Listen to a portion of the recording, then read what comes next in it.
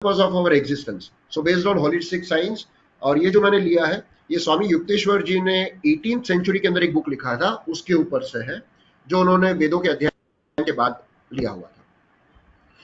अगर आपने जैसे कहा कि मैं शरीर को कैसे डिफाइन करता हूँ, या कैसे मैं एक जब पेशेंट मेरे पास आते हैं तो मैं उसके शरीर को कैसे देखता हूँ, तो जैसे हम लोग मानते हैं कि मॉडर्न मेडिसिन के अंदर हम सिर्फ फिजिकल बॉडी को ही डिफाइन करते हैं, जिसमें फूडिंग सिस्टम्स हम डिफाइन करते हैं, nervous system, circulatory system, muscular system, digestive system, excretory system, और जब कभी सिस्टम में कोई प्रॉब्लम आ जाती है और हम उसको ट्रीटमेंट करते हैं और उससे हम पेशेंट का इलाज करते हैं, that is how we define in the modern medicine. लेकिन अगर आप सनातन संस्कृति के हिसाब से शरीर को डिफाइन करें तो मैं डिटेल में बताऊंगा, अन्नमय कोश, प्राणमय कोश, मनोमय कोश, ज्ञानमय कोश और आनंदमय कोश।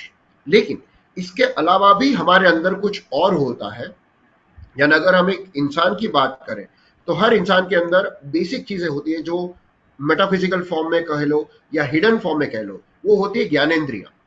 ज्ञानेंद्रिया मतलब हमारे जो सेंस ऑर्गन्स है, जिससे हम देख सकते हैं, उससे हम देखने का ज्ञान प्राप्त करते हैं, हम सुन सकते हैं, उससे हम सुनने का ज्ञान प्राप्त करते हैं, हम किसी चीज को सूंघ सकते हैं, हम स्मेल ले सकते हैं, हम किसी चीज को टेस्ट कर सकते हैं, और हम किसी चीज को टच कर सकते हैं। तो ये पांचों की पांचों जो इंद्रियां हैं, इसको ज्ञानेंद्रिया कहा गया है हमारे शास्त्रों के हिसाब से। उसी प्रकार से हमारे शरीर में 5 कर्मेंद्रियां होती है, यानी हमारे हाथ, पग, वाणी, मूत्राशय और गुदा अर्थात एनस। तो ये 5 कर्म भी हैं, यानी हम वाणी से बोलने का काम करते हैं, हाथ से मैनुअल काम करते हैं, पैर से चलने का काम करते हैं, मूत्र विसर्जन का और रिप्रोडक्शन का ये काम भी हम करते हैं। और सबसे इंपॉर्टेंट, जिस प्रकार हम पूरे दिन खाते रहते हैं, ठीक उसी तरह से हमारे शरीर में जो टॉक्सिसिटी है या जो बेकार की चीज है, उसको शरीर के बाहर भी ले जाना जरूरी है। इस वजह से ये कर्म भी एवरीडे करना जरूरी है। इसलिए हमारे शास्त्रों में कहा गया कि शौच कर्म रोज सुबह करना चाहिए।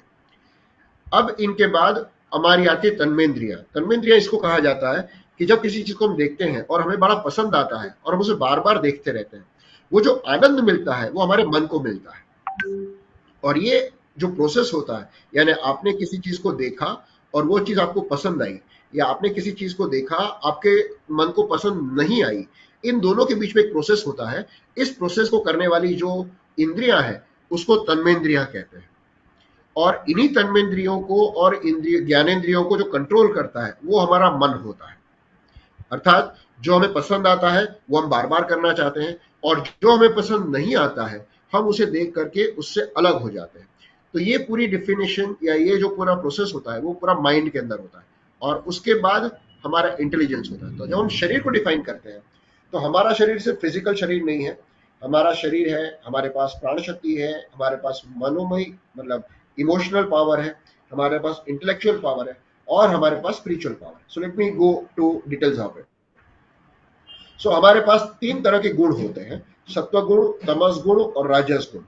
पूरी हेल्थ को मैं इसी 3 चीजों में डिफाइन करता हूं कि अगर आपके शरीर में सत्व गुण ज्यादा है तो आप हमेशा हेल्दी रहोगे, स्वस्थ रहोगे, और आपके शरीर में कोई भी बीमारियां नहीं आ पाएंगी।